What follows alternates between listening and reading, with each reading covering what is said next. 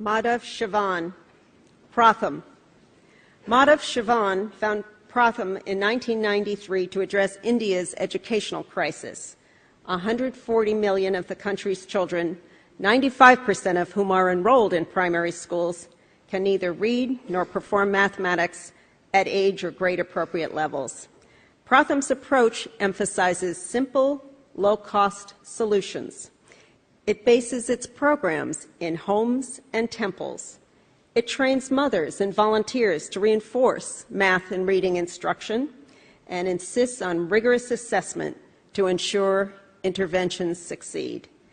At the height of its flagship Read India campaign, Pratham reached 17% of India's children, covering 21 states and 1 out of every 2 villages.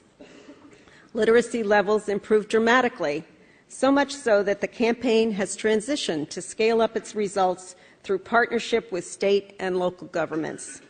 Beyond its direct interventions and disciplined self-assessment, Pratham created the annual Status of Education Report, the only measurement of children's literacy and numeracy conducted at scale in India today. Madhav and his senior staff serve on educational policy-making bodies at state and central government levels.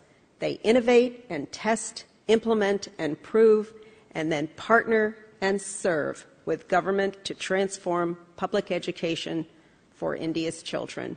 Madhav Chavan, Pratham.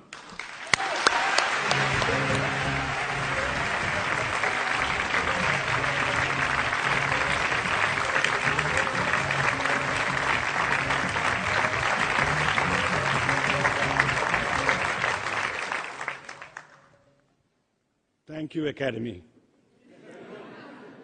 Always wanted to say that. And there is an aspiring actor inside me, and it helps to know that Jeff Skoll is into movies as well. And I think the Skoll Awards are the Oscars of social enterprise, don't you think?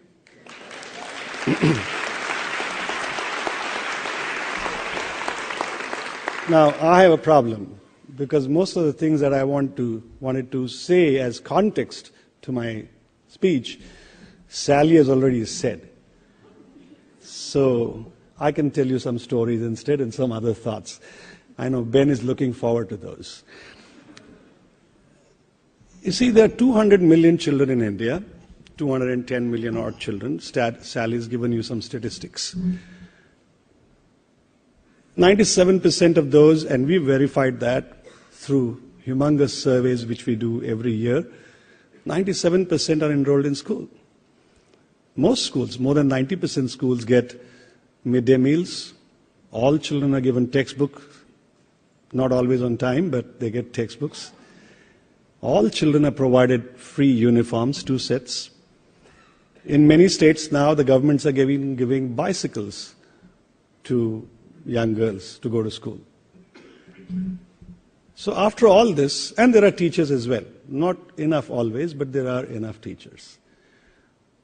So why is Pratham doing anything at all?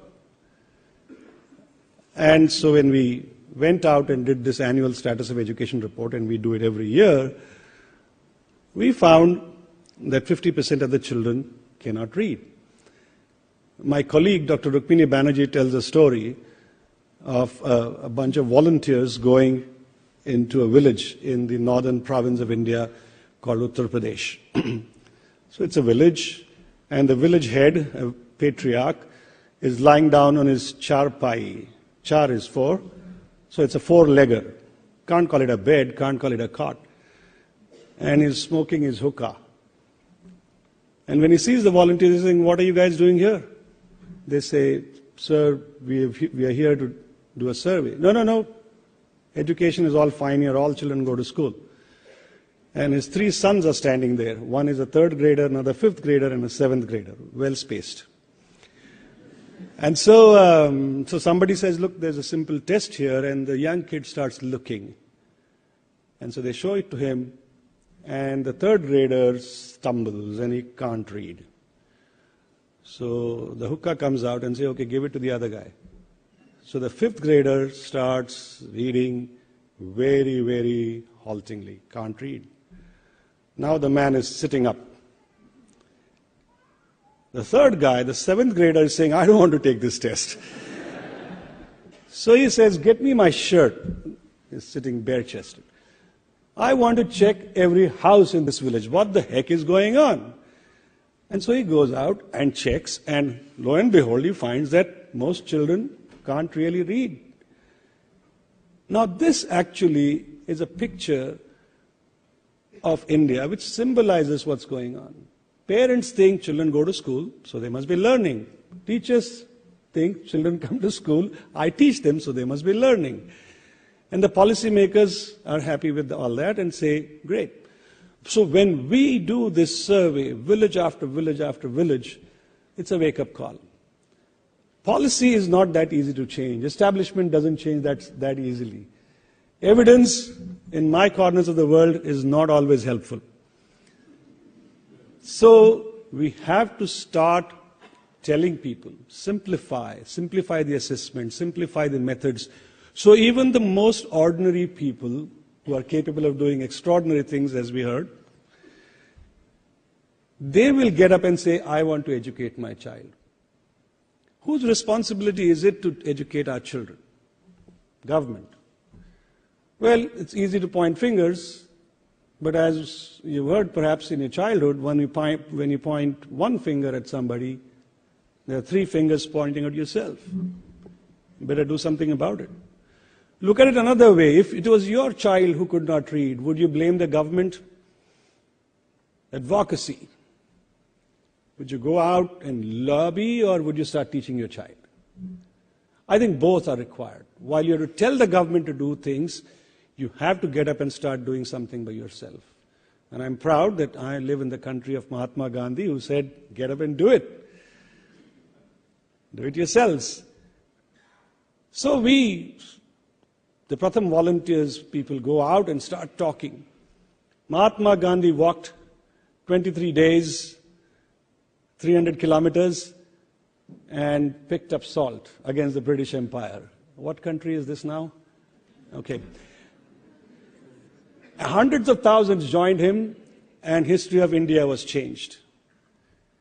And now you don't have to walk for 23 days, not 300 kilometers, just pick up a book, don't pick up salt, and read with a few children in your village. Hundreds of thousands will join you, and the history of India will change once again. It's a very powerful message, and that's how, by the thousands, volunteers come up. Now the problem is, while these volunteers come, they are also victims of the same education system. They can't teach very well. They don't know math. They don't know reading properly. And so the Skoll Award is going to help us to build capacity of our own organizations so we can do things not only on a large scale, but do them better. We need to build leadership so that people can do things on their own. I want to end by quoting Lao Tzu, the great Chinese philosopher poet, and it's one of my favorites. It is a guiding principle of how we try to do work. It's not always easy. Lao Tzu said, go to the people, live among them, love them, learn from them, start with what they know, build on what they have. And when it is done, they will say, we did it ourselves. It's not about Pratham. It's not about you. It's not about Skoll. It's about people changing their own lives. We would like to enable them as best as we can. Thank you.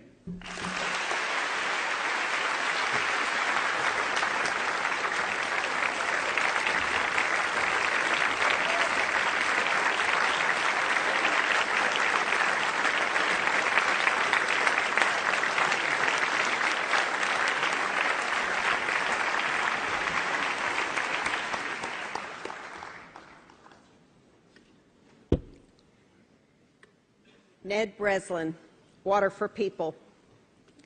Despite massive investments by the development community, the world is not on track to meet Millennium Development Goals addressing sanitation and water quality.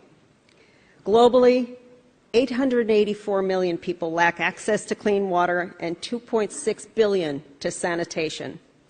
Working in Africa for 16 years, Ned learned that solutions to sanitation and clean drinking water must be generated and sustained by communities. Water for People puts stakeholders back in charge of their own water systems.